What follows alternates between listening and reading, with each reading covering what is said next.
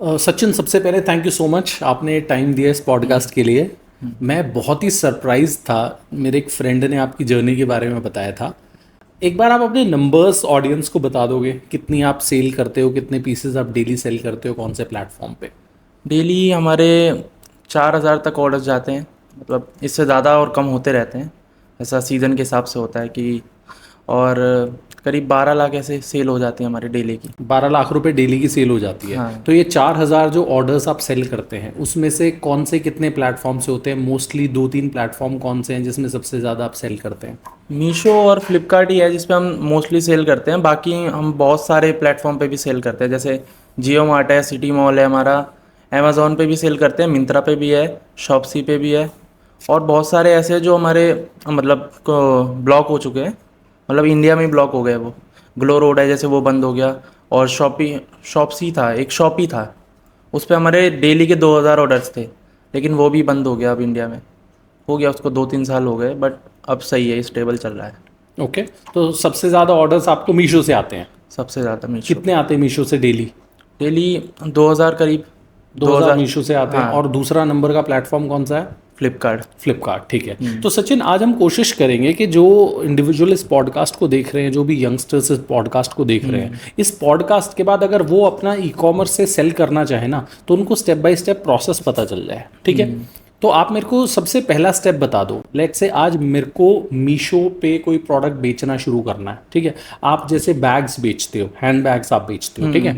तो हम hand bags का ही एक एग्जांपल ले लेते हैं, क्योंकि आप उस इंडस्ट्री से हो। तो मैं हैंड बैग्स मैंने खरीद लिया, लेट्स से दिल्ली के नबी करीम में चला गया, मैं होलसेल ले लिया, या मैं किसी और मार्केट में चला गया, जिस भी शहर से लोग पॉडकास्ट देख रहे हैं, आसपास होलसेल के मार्केट हर जगह होते हैं। अब मेरे को मीशो पे बेचना है, फर्स्ट स्टेप क्या रहेगा? तो वैसे हमको मीशो पे बेचने के लिए सबसे पहले तो देखो, मीशो ऐसा प्लेटफॉर्म है जिस पे जीएसटी और विदाउट जीएसटी दोनों सेल कर सकते हो। जीएसटी के साथ क्या होता है, आप ऑल इंडिया सेल कर सकते हो, बट विदाउट जीएसटी आप सिर्फ अपने स्टेट में सेल कर सकते हो।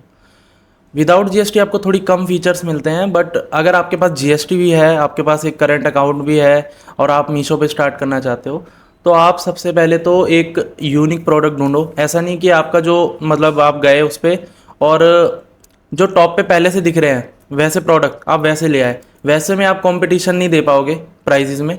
तो आपको सबसे पहले तो एक यूनिक प्रोडक्ट होना चाहिए आपके पास, जो डला ना हो मीशो पे या फिर फ्लिपकार्ट पे, कहीं पे भी ना हो, जिस पे आप अपनी मन मर्जी का मार्जिन लगा सको। आप 50 रुपये 60 रुपये उसमें मार्जिन लेके चलो, शुरुआत में कम लेके चलो, ताकि आपको एक अच्छी रेटिंग बनाने मिले।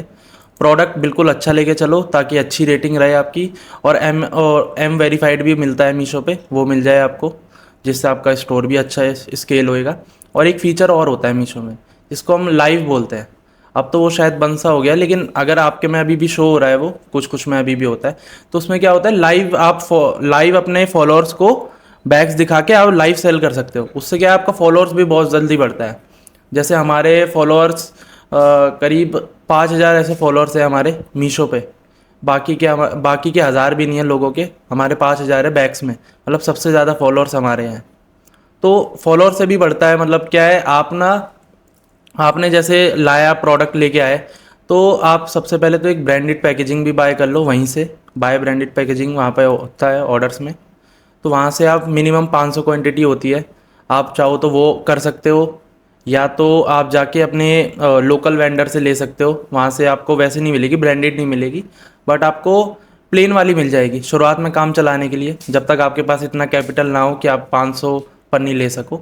आप वहाँ से लेके आप लिस्टिंग कर दो और आप अपना प्रोडक्ट सेल करना चालू कर दो। ओके। और एक कोस्टिंग निकालना आना चाहिए आपको शुरुआत में, वरना क्या है कि लोग 100 का प्रोडक्ट लाते हैं, 150 का लगा देते हैं उस पर, और कहते हैं 50 रुपये का मार्जिन हमारा हो गया।